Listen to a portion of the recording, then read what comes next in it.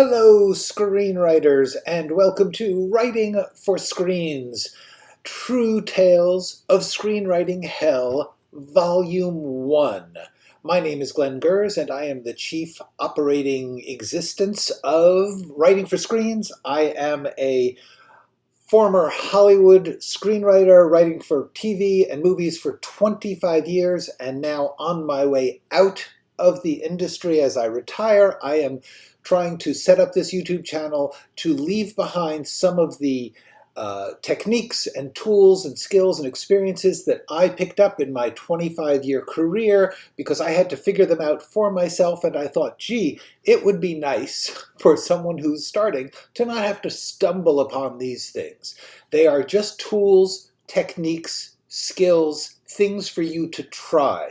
They are not the only way to do things. They are not the right way to do things. They are simply some things I learned that I thought you might want to know as you figure out what is good for you, because every artist has to make their own path. You have to figure out what you want to write and how you want to write it and what's good for you in your writing process. Everybody's different. There is no right or wrong. So therefore, all I can do is offer you some stuff I found out in the hope that it will be useful to you. That's all this is. In order to make that even more useful, here on my channel, this is a little screen grab of the channel main page, these are the first 3 playlists. As you will see, they are Screenwriting Essentials, Screenwriting Tools, Skills and Craft, and the Process, Being a Writer. The point of these first 3 playlists is that they are what I like to call lessons. They are 10-minute videos, not these big long live streams, just 10 to 15-minute short lessons with as much practical, simple, useful information crammed into a quick, easy-to-use format that I think you will find is helpful. Please check them out. That's really where all the good stuff is. Anything you want to know from me, it's probably going to be in here. Everything I have to say is in these videos. There's about 30 of them now. I'm hoping to have about 50 of them by the time I am done. The title and the thumbnail tell you what it's about. It's real simple, dramatic action, dialogue, genre, flashbacks, whatever it is, I try to put it right up there so that you can just browse those playlists and say, oh, I'd like to know what he thinks about dialogue, and that's what we do. Okay, so let me do some quick hellos. Hello, Michael. Hello, Donna. Hello, Maratlitoso. Snowing in the Bay Area. I am sorry to hear that, although it's good for the water table. Hi, Doug. It is not raining here currently. It's supposed to rain tonight. Welcome to all of you. We are trying a new thing today. It's a new occasional live stream series I'm going to do called True Tales of Screenwriting Hell. The basic thing is these are various true stories that I have collected, grabbed over the years to show the dazzling chaos of being in a creative business. Mainly screenwriting, but not only, also filmmaking, movie making, and art in general. If I run into a story that I read about how hard or how terrible things were for an artist trying to get their work out to the public, I just grabbed it. And now I'm going to try and talk through some of those. A bunch of them will be my true stories. The point of this series is not to show how other people are wrong, how other people are idiots, although sometimes, seriously, they really were. However, the main thing that I'm trying to show here is how difficult and beyond our control creative work is.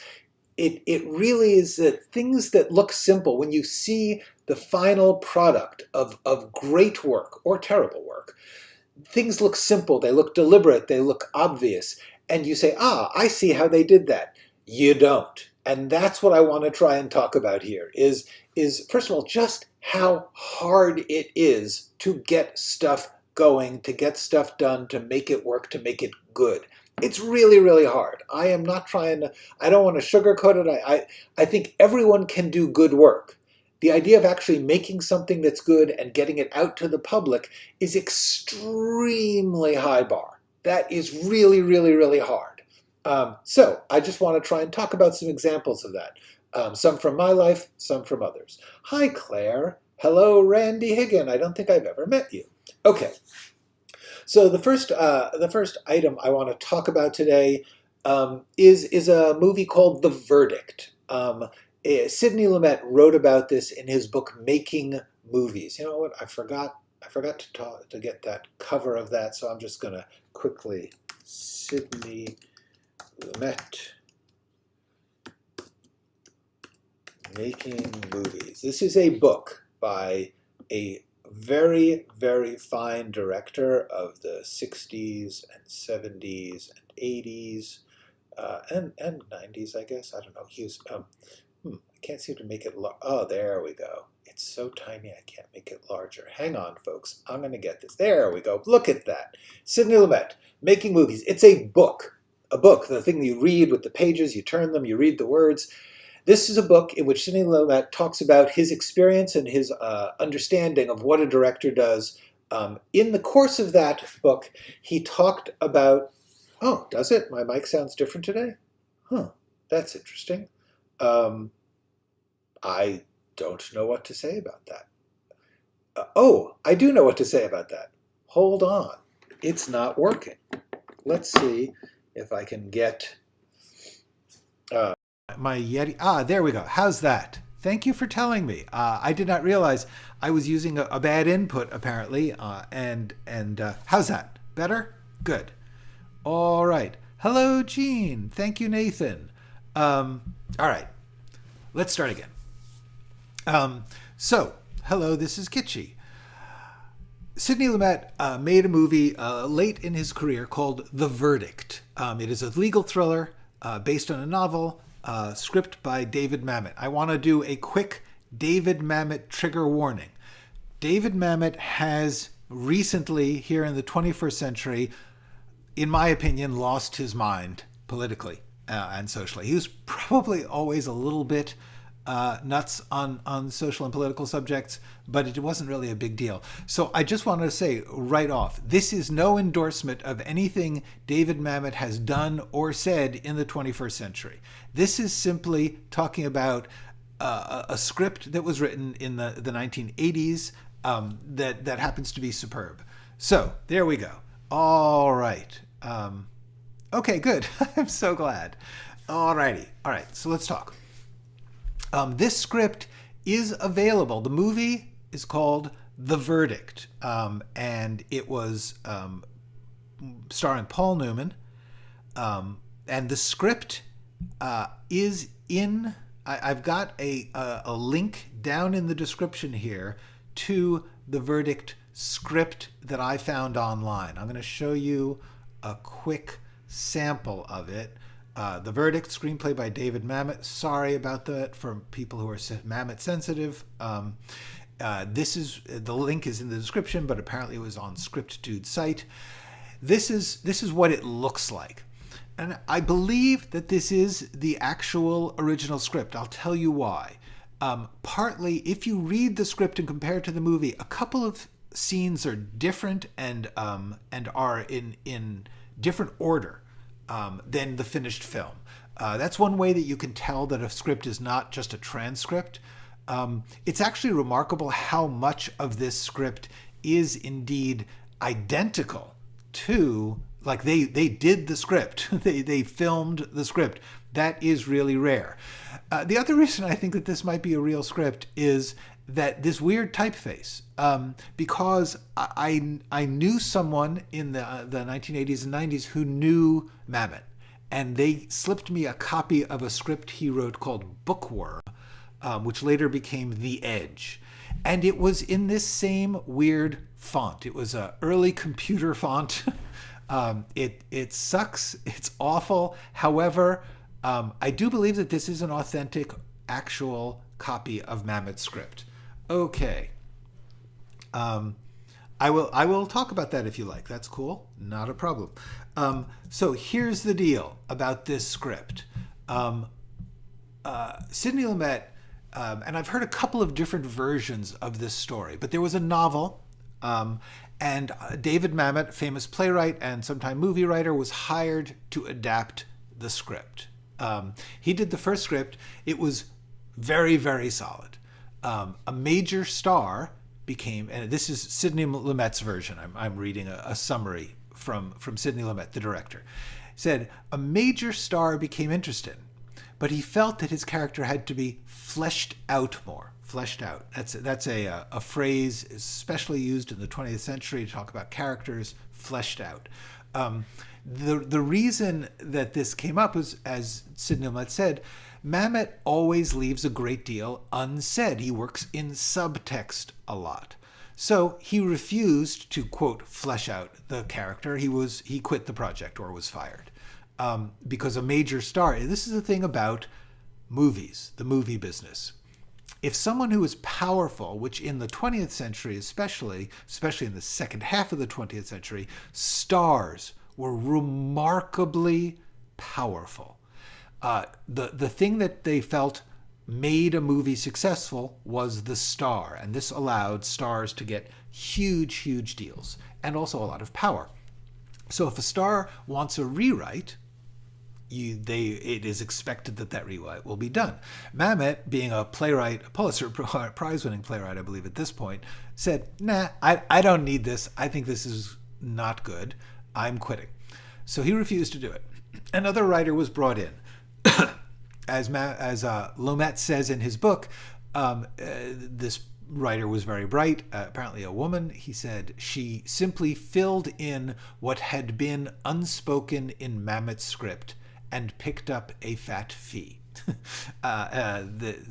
Basically took the script, said, oh, well, if I just have them say the things that they're not saying here, Lumet says, the script collapsed. So the star asked to work with a third writer, and that third writer did 5 additional rewrites, okay?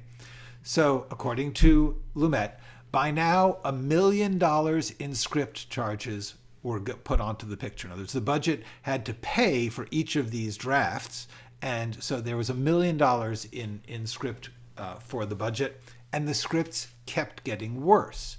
The reason, according to Lumet, was that the star was changing the character draft by draft. The story of the verdict is about a lawyer who has been disgraced. He hasn't been disbarred, but he was involved in a scandal, and he's an alcoholic, divorced, absolute ambulance chaser. He is the lowest, loserest lawyer in the city of Boston. And the story is about how he runs into this ambulance chasing case in which the deal is you get a settlement. That's how these cases went.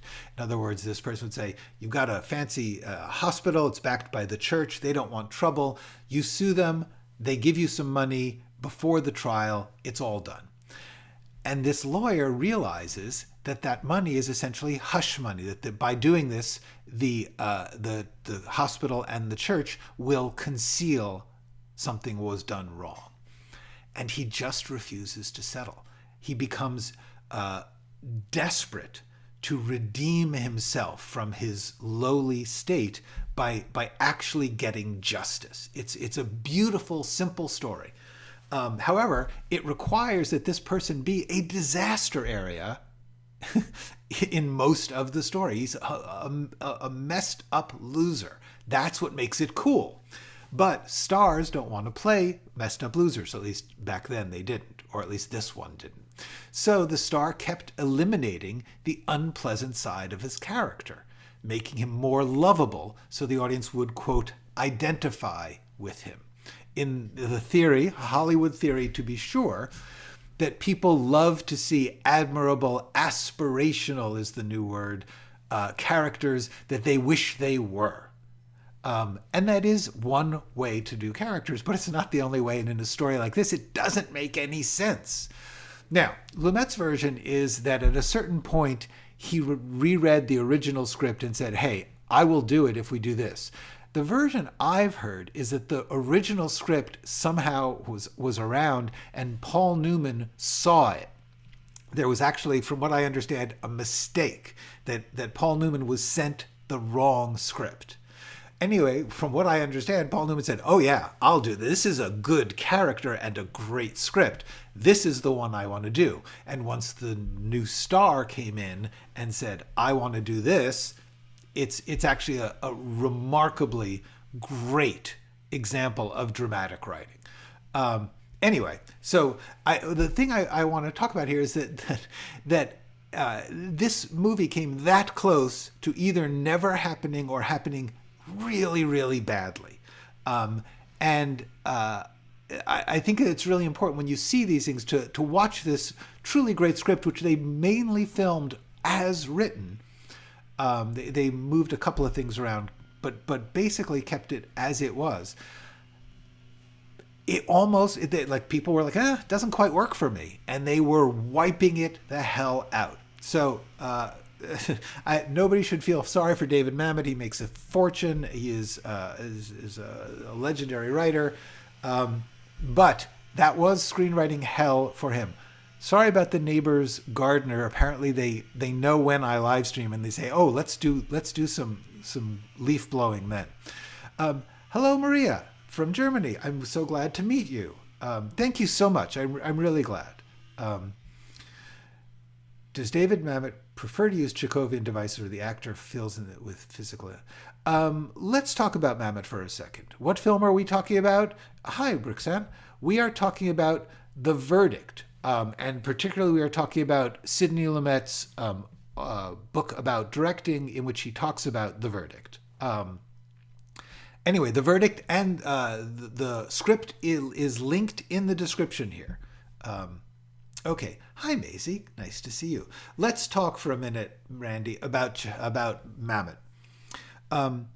David Mamet, the thing that is important, if you're going to look at Mamet, the thing that is important is how deeply he understands that dialogue is action, that someone will be speaking from a personal need in that moment to the other people.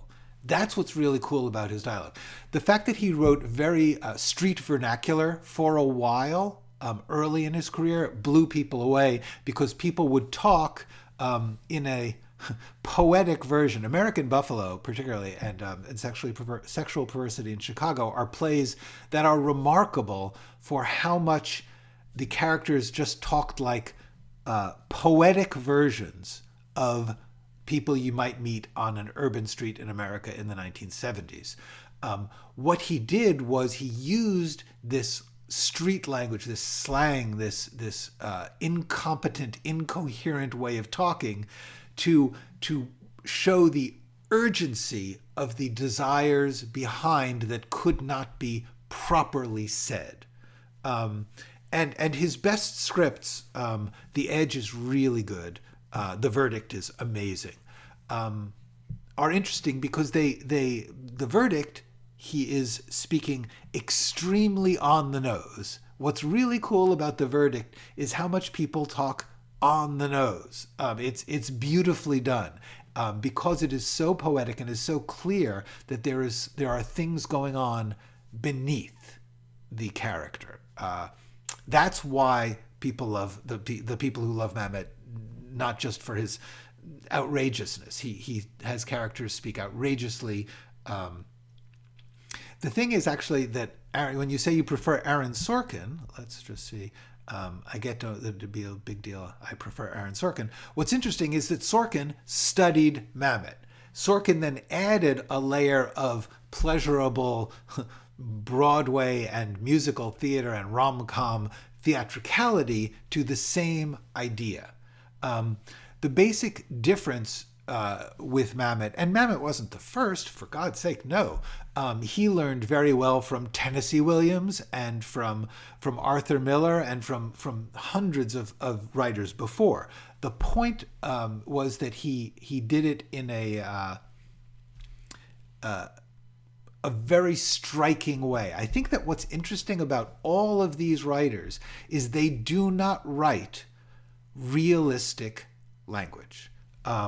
Mamet's script for Hoffa It's a biography of Jimmy Hoffa, Hoffa. It's not that easy to find. It's really good, but it's really, really poetic. That's actually, I think, why people like Mamet. He calls attention to himself, like Sorkin, like Chayefsky, like most good writers. There is a certain unnatural quality, which is also extremely driven, powered by the characters' needs and feelings and ideas, which they often can't express well themselves. The language allows you to see them. So that's what I know about Mamet. He understood the idea of drama. Mamet also wrote a book on film directing, which is nonsense and yet really good. He has this theory that actors shouldn't basically not act.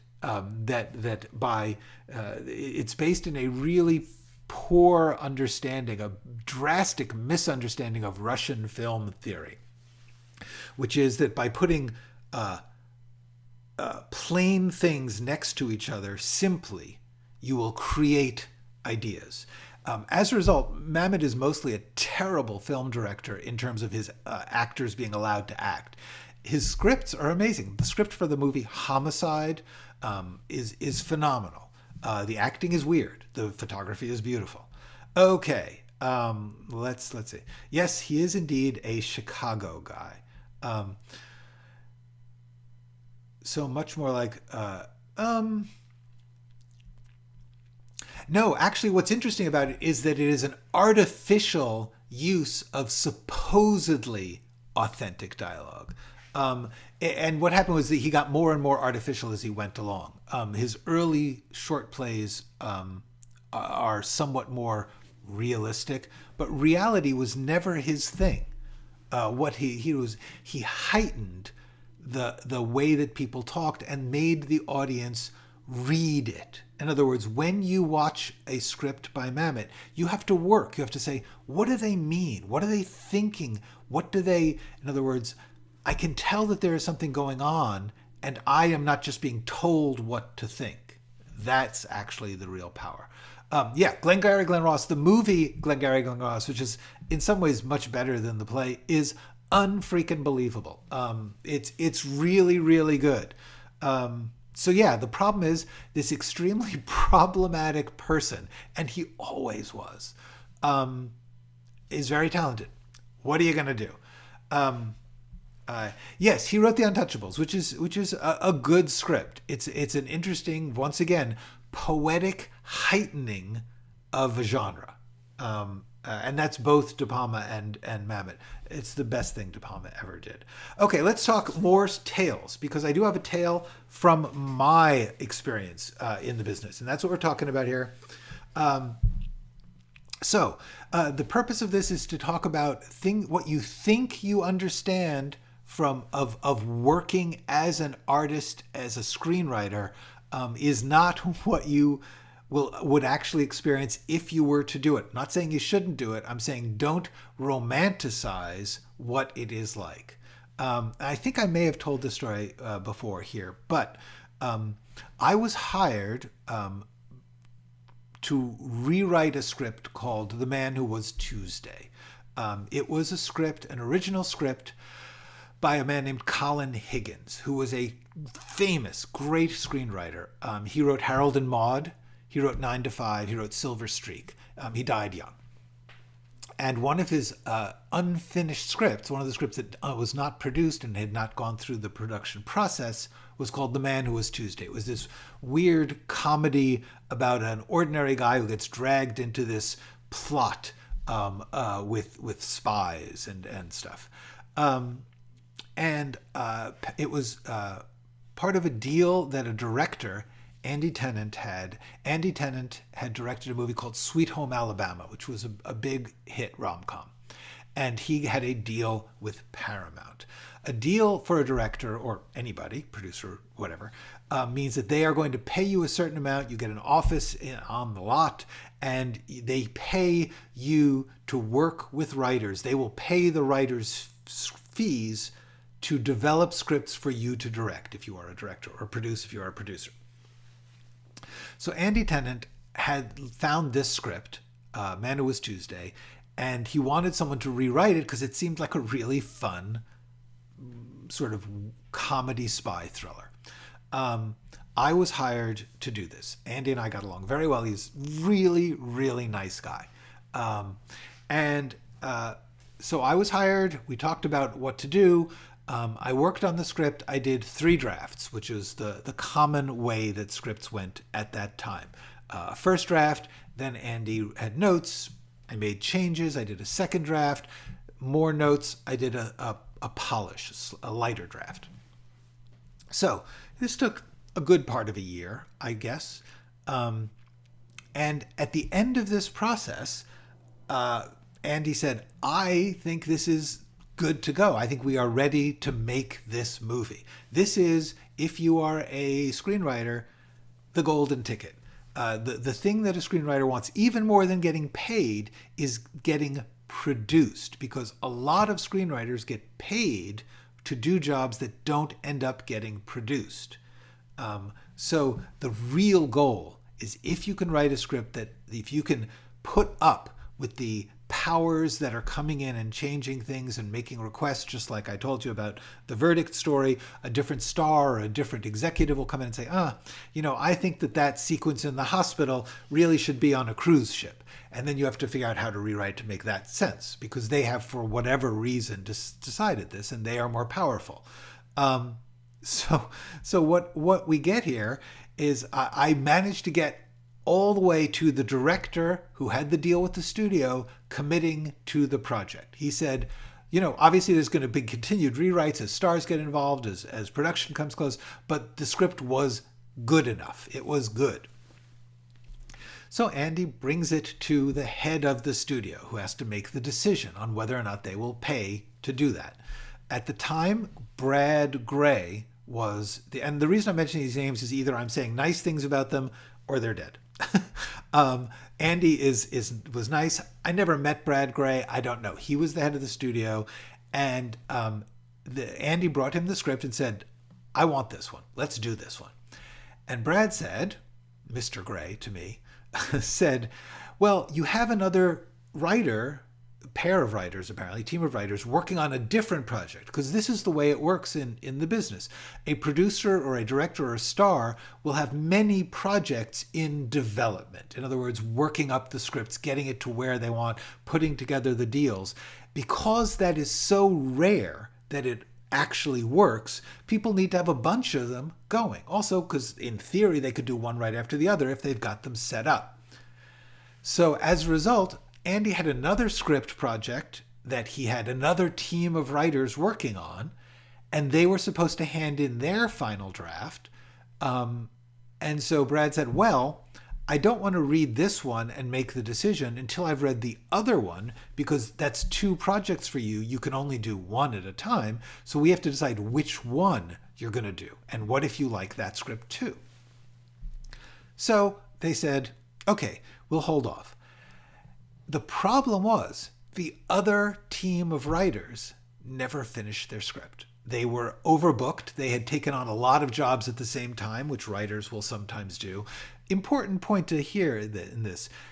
In all of these stories about how insane it is to be a working artist or a screenwriter, the villains are not always the producers, directors, and studio people. Sometimes they are the screenwriters. Sometimes the idiots are the screenwriters. In this case, this other team of screenwriters who I did not know, never met, I don't even know their names. However, I do know that what they did was they took more jobs than they could do.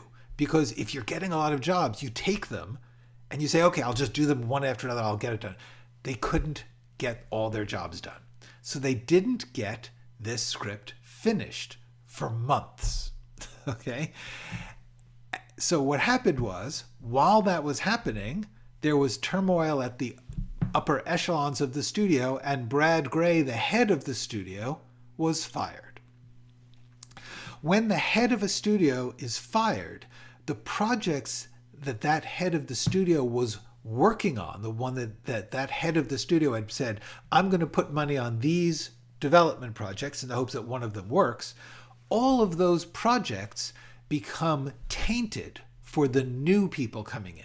Because the new person who's going to be head of the studio, usually, unless there's a phenomenal amount of momentum, does not want to pick up somebody else's project and release it, because if it is a hit, they will not get the credit. It will look like it was a mistake to fire the old person and hire them.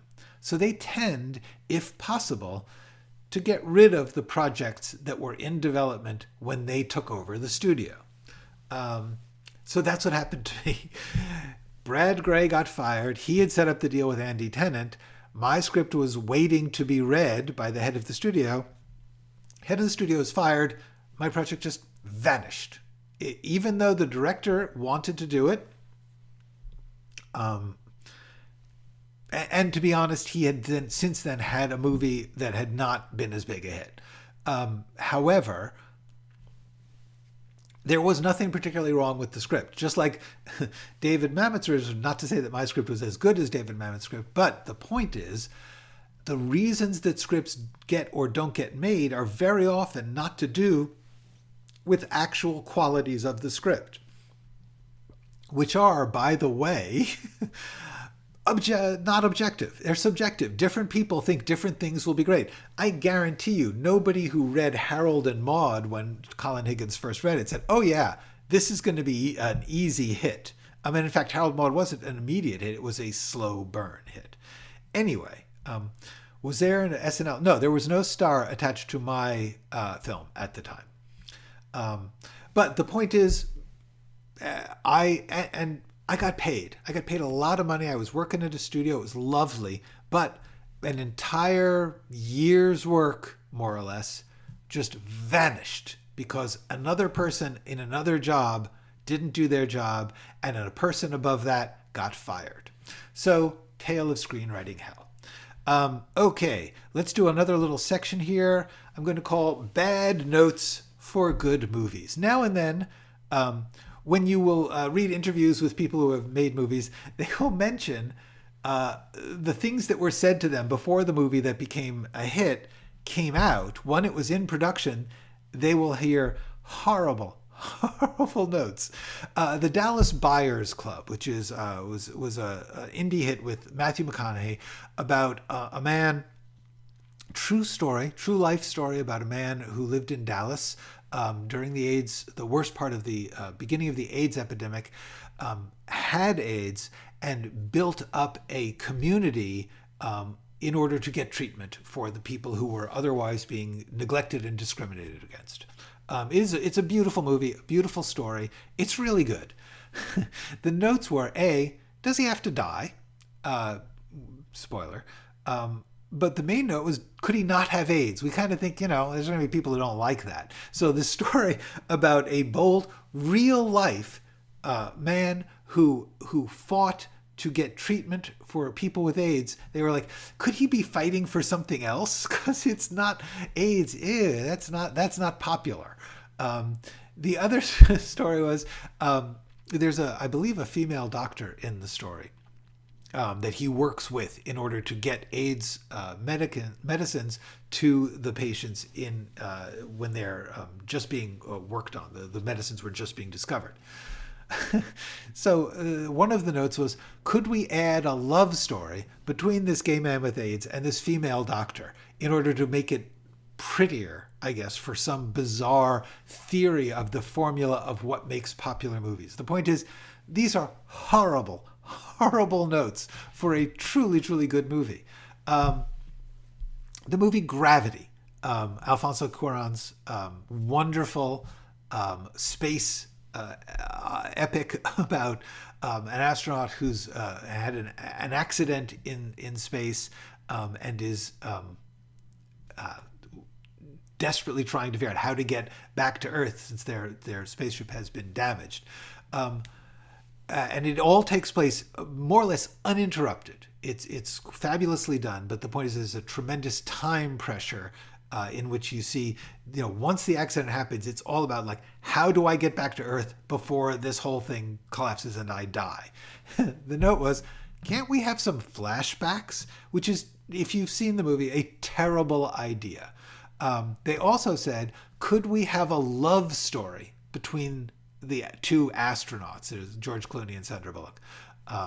And another was, what if there was an alien attack? These are all actual notes from the movie, on the movie Gravity, while it was in script form.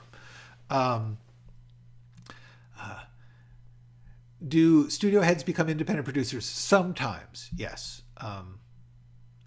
It's both hilarious and sadly indicative of studios. Yes, exactly. What we're talking about here is there is a business formula operating in the entertainment business. That business formula does not actually work. However, if you are not a creative person, you desperately need some form to put your creative artist's work into your business. You can't just say, oh, I think this is good, because that's just scary. Also, as we all should know, some people will think something's good, other people won't. There's no way to predict what will be immensely popular. They try so hard. The way they try that is by having formulae or rules. They say, oh, a love story makes something popular. Oh, a triumphant ending makes things popular, etc., etc. Or whatever was just popular, like alien attacks. The horrible notes are comedic. Yes, Ramina, exactly. That is absolutely right. Thank you, Kelly. Also, finally, The Sixth Sense. M. Night Shyamalan's first script. He was talking about how it was turned down many, many times before it was made as an indie film and became an enormous hit. The criticism was, it's just people talking, which is true. But that can be really powerful. They said nothing's happening. It could be a play. These were the criticisms of The Sixth Sense. The Sixth Sense is about a very powerful story about a psychiatrist trying to help a young boy who has supernatural powers in which he can see dead people. There's something happening there. That is the story. The fact that there's just people talking is a stunningly bad note, but people don't understand what makes a script good, so they apply formulae, like make it visual, make it active, have chases, have love stories. Yeah. Okay, so the TV series Invasion did a great job of creating a romance between the astronaut and the Japanese. I've never seen that. That it is not impossible to tell a good love story. I'm just saying that sometimes you have a story which is simply not about a love story, and what happens is you'll get somebody who's desperately trying to make something more popular, and the way that they make it more popular is they misunderstand what's going to make it popular, and they try to add in elements of other things. That is the point, that these are bad notes on good movies. Yeah. Okay. Well, thank you, Anshul. I am glad. Yes, I would love some eggs. Thank you. A love story in the middle of an egg. Yeah, it's all possible. I am the last one to say that you can't do something. What I'm saying is you may not be able to do it in a story which is good for another reason. Directors often bring in their own writers. Absolutely true. It is true that most directors will require rewrites of the scripts they direct. They have things that they feel don't work, and they're going to have to direct it. So they say, can we make these changes? And very often, if they've had a good experience with another writer, they will bring that writer in to touch up the script, or often massively rewrite it. Absolutely fair of them to do. Good. It's not a problem. The problem is if you are a screenwriter and you did a certain thing for a certain reason, and someone else comes in with a different set of goals and values, you get screenwriting hell, which is why there are so many screenwriters on most scripts. Most Hollywood scripts, big studio scripts, get repeatedly rewritten. Okay, so now since I do have my own stories, I'm going to talk about a couple of meetings from hell. These are things I actually experienced. The point of this little section is to tell you a little bit about things that happened to me in the course of my career. Some of them are they're little short, like, I can't believe that I heard this, but these are true things. True tales, let's just call that back, true tales of screenwriting hell. The very first time I came to Los Angeles, I lived in New York at the time. I was an aspiring screenwriter. I came out to New York to meet a bunch of people in Hollywood offices because they had read my scripts. They thought I was good. They said, come out and tell us what else you want to write. Maybe we'll hire you to write them. So I brought a couple of ideas, one of which was a caper movie. Okay, the caper genre is one in which a bunch of criminals, for whatever reason, need to pull off a very complicated crime. And they do this. It's a genre that has been immensely popular. There's some really good caper movies out there. So I came up with a caper movie idea. And this executive's note when they heard the script was, I don't think audiences can really sympathize with criminals as heroes. Okay, this is a genuine note. You know what? I'm gonna put some of these on the screen. Hang on there. Yeah. So this is an actual note I got. I don't think audiences can really sympathize with criminals as heroes. And it was really hard not to say to him, gee, The Godfather and Butch Cassidy and the Sundance Kid and Bonnie and Clyde were all kind of audiences seem to really get into those. There are so many movies. Scarface, some of them are with bad criminals. But the note was, I don't think audiences can really, and honestly, when you're in a meeting like that, the only thing you can do is go, huh? I don't think there's a real, if you were, because the truth is, this person was simply saying, I wasn't listening, I don't get it, or I just don't feel like you're important enough, so I'm going to make up an excuse for why I don't think we should do this. What's really interesting about that, and you get used to this, you'll get there's a certain tone, and most people are much better at it than this executive was. Most people will have a legit, I think it kind of seems like it's going to be too small, or we have something else that's good. Whatever it is, there's plenty of reasons to say no. What happened was this guy was just bad at his job. Let me do a couple. Okay. Hi, Mookie. Probably impossible. What percentage of studio notes may actually be helpful? They can't. No, that's a great question and a great note, and I will actually talk about some of those. Let me finish up this little story. Obviously the number of Dexter, yes, yeah, no. What I thought was so funny about this was now and then you get something that's just jaw-droppingly stupid. Somebody says, you're like, I cannot believe you have a job where they pay you a weekly salary to sit in this office, read scripts, and make decisions when you could say something like that. Yeah, exactly. Far away from realism, these notes. Indeed. Yeah, Dexter, Scarface, Joker, exactly. Okay, so another little note. Okay, this is really good. I was given a script to rewrite. So the company, it was a serial killer movie, and the main character was, my idea was that in order to explain the supernatural ability of this serial killer, because we were trying to fix this story that had a neat twist or two in it, I said, what if it is supernatural? What if the villain the serial killer is actually death? In other words, death come to earth, a la the Seventh Seal, etc., etc. This was back in the 90s, before there were as many sci-fi, fantasy, and supernatural movies as there are now. But I thought it would be a really cool idea and especially in this particular plot, the serial killer was a serial killer because they were death. They loved that's what they were in their essence. They weren't a person at all. The executive said, but what's his motive? Why is he killing people?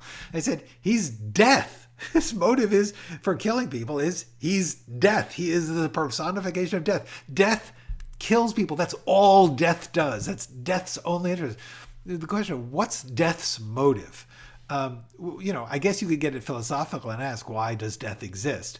But my favorite thing is when I said, it's death. It's a personification of this thing that we all fear. Another executive said, I'm not really scared of death. Like, death, that's not scary.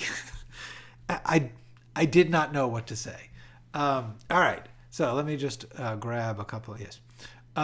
Many actors can be prima donnas. You must have been aggressively confronted. No, actually, I have been extraordinarily, first of all, most actors are extraordinarily wonderful to work with. They are scared that the director or the script will not support them.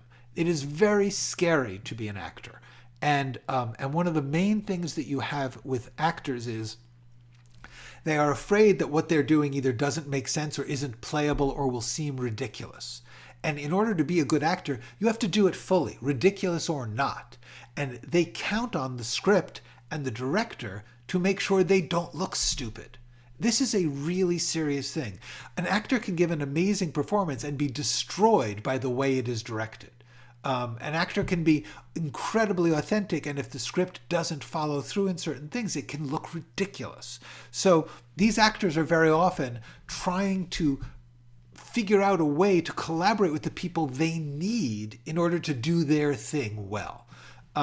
Now and then, yes, they get insane, and there's certainly, I will happily tell other stories about insane actors, but I have to say, I almost never encountered an actor who was being difficult. I've encountered actors who were being scared, but they almost all were actually really nice to me personally. I've been extremely lucky about that. And honestly, if an actor is having a problem, it is something to pay attention to, not to say, oh, they're just being a prima donna. As a screenwriter, do you have to be fast on your feet to counter the studio executive's notes or objections? Yes, for a good reason. You can't always counter them because, as Mookie said earlier, some of them are actually helpful. This is a tricky thing. First of all, you have to do them. You do not have any power. This was really bad for me because I didn't understand this for so long. I thought I was far more important. I thought the script and the writer and my talent were far more important to the process than they actually are. The truth is, writers are very replaceable in Hollywood.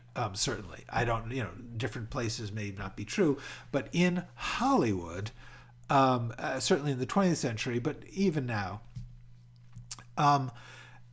whenever there's a problem, they're like, well, let's get a new writer. Let's just have somebody else see if we can fix this part. The main thing about notes is, you need to figure out what's really bothering them. Because very often, there will be a legitimate problem, but they are not explaining what's bothering them, or they're trying to solve it themselves and they don't have talent. So they are solving it in a way that's actually harmful. Or they have a list of things they are afraid of. Most notes come out of fear, honestly.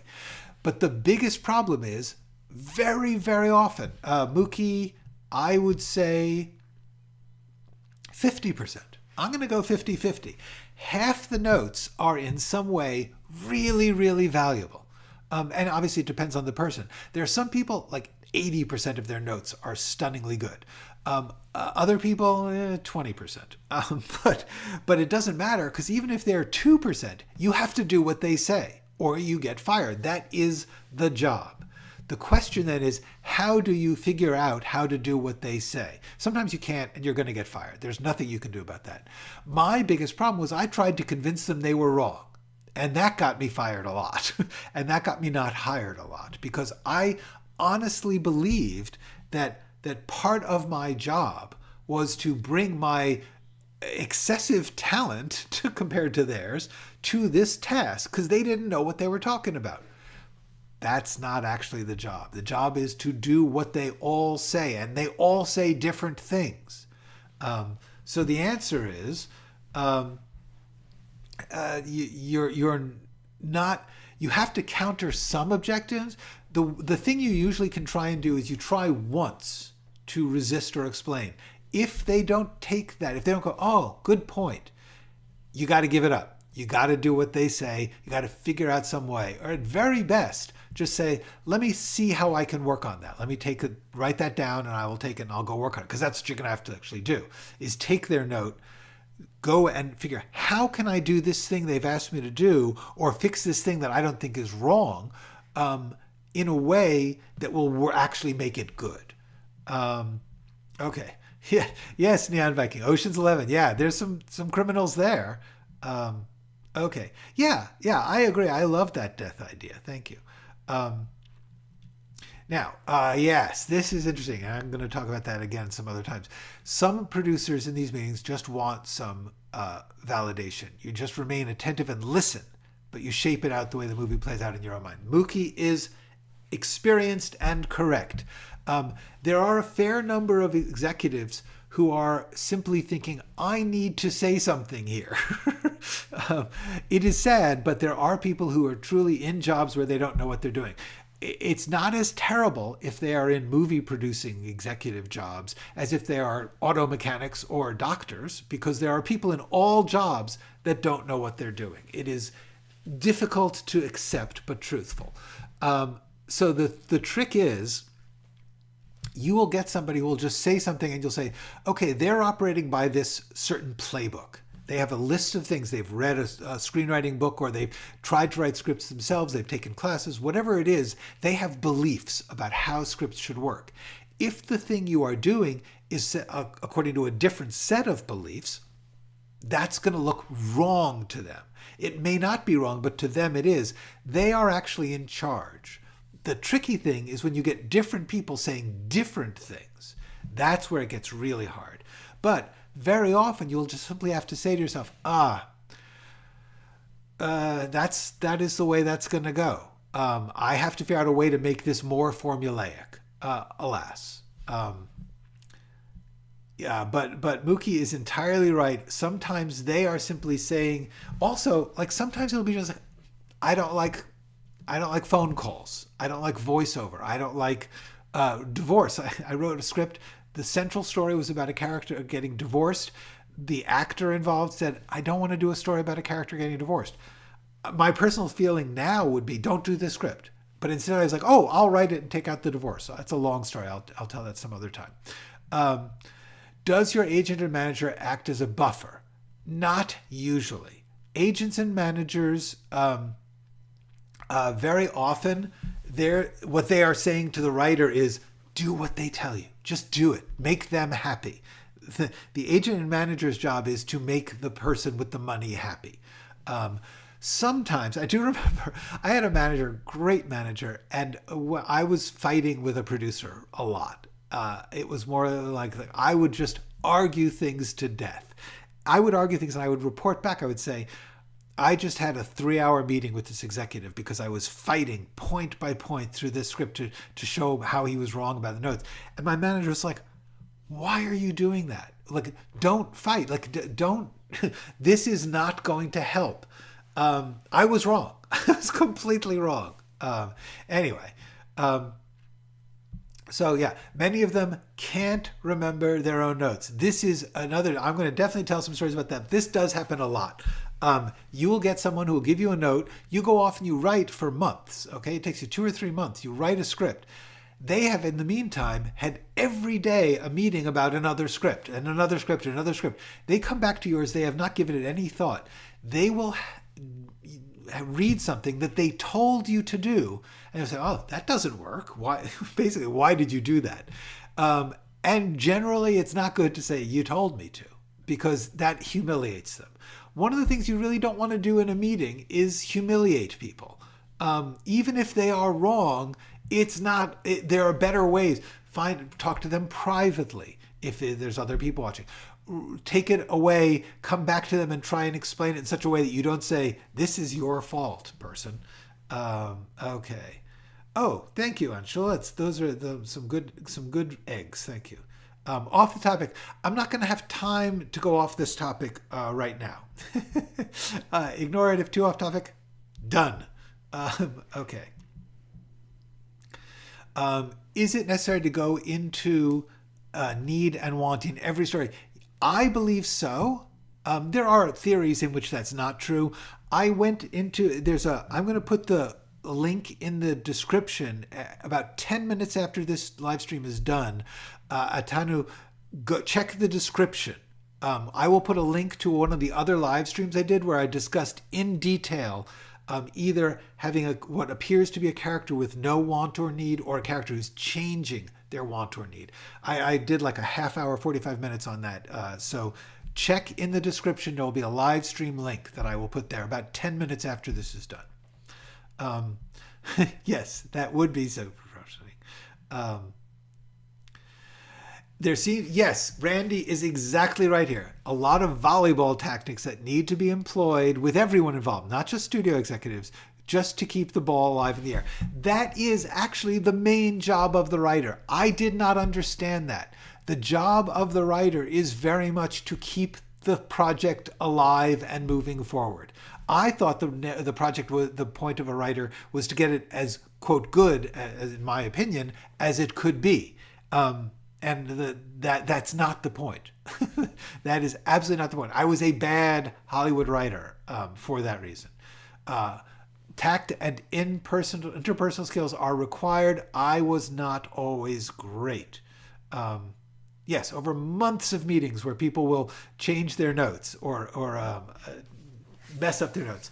On my way out, I just want to just to point out that this is not just what's wrong with everybody else. Yes, script versions. I took notes and they would completely forget stuff they did. Yes. No, I never did buy back my script. Too expensive. But I'm going to tell you one last story here about something I did terribly wrong. This was a meeting from hell, and I was the hell. Okay. I was hired. I was trying to meet with a producer, very good guy, for a job rewriting a script that they had. This producer was already producing a movie starring Billy Bob Thornton. And this producer was on the set every day. So I was called to the set to meet in their trailer while they were doing the shoot. So the thing is, meetings often start with little personal schmoozing, and then you get to the point of like, this is what I think you should do with the script. Because they were shooting, one of the people involved in this meeting was on the set and couldn't come away. So I was in a trailer, nice trailer, with the producer, the producer's assistant, waiting for this other executive who was on the set and couldn't come. So we were just waiting a long time. And I can get bad at schmoozing, at everyday conversation. And the silence was getting really uncomfortable. So I started talking about how great an actor Billy Bob Thornton was, right? We're on a set, they're outside, they're actually making a movie with Billy Bob Thornton. And I said, he's such a great actor. He's like good in everything, even in something like, and I named a movie. I'll call it Movie X here because there's no point in saying nasty things. And what's more, I've changed my opinion on this movie. But anyway, I said, Billy Bob is just so great in everything, even in Movie X. There was awkward silence. And then the producer said, I made Movie X. They were the producer of that movie that I had just said, Billy Bob is so great that he can even be good in a piece of shit like that. I just felt awful. It was just like one of those things you're just like in conversation. You have to be really careful in the business, in any form of entertainment business, about saying anything negative about anyone or anything. You never know who knows who worked on what. Even when you're out at a cafe, be careful what you say. The person at the next table may have done that thing that you are trashing. It is so easy for us to all trash finished work. And I really want to emphasize to you, as an artist, start to think about that. That is the privilege of people who are not artists. The privilege of artists of non-artists to trash art. Think about when people come out of a movie or watch a TV show, they're just like, oh, that was garbage, or that was embarrassing, or that was terrible. Think about if you were talking to the person who made it. I felt terrible. So desperately in the moment after I had said, wow, he was even good in that, I said, well, what I meant was I didn't know Thornton could do comedy. This was back a long time ago. He had become famous for Sling Blade. And what I meant to say was I didn't know that Billy Bob Thornton could do comedy so well. And the assistant, and I don't, I don't know if he was being mean or just clueless. He looked at me and said, "Did you see Bad Santa?" Which had just come out. It was an enormous hit comedy with Billy Bob Thornton. So I was just putting my foot deeper and deeper into my own throat. Let's just put it this way. I did not get that job. All right. So, yes, exactly. Oh no, I did bad. That, yes, it would not surprise me that the backstory on Harold and Maude is fascinating. Sorry, Ches, I'm on my way out. Even if because it's such a good movie, it would be, yes, exactly. Thank you. Where were you when I needed you 20 years ago? All right, so that's just my little, we're gonna come back every once in a while. Occasionally, I will do more True Tales. I have a big stack of them. Some things I've been involved in, other things I just read about, heard about. So that is True Tales of Screenwriting Hell. See you Thursday. Until then, I hope you all go write something.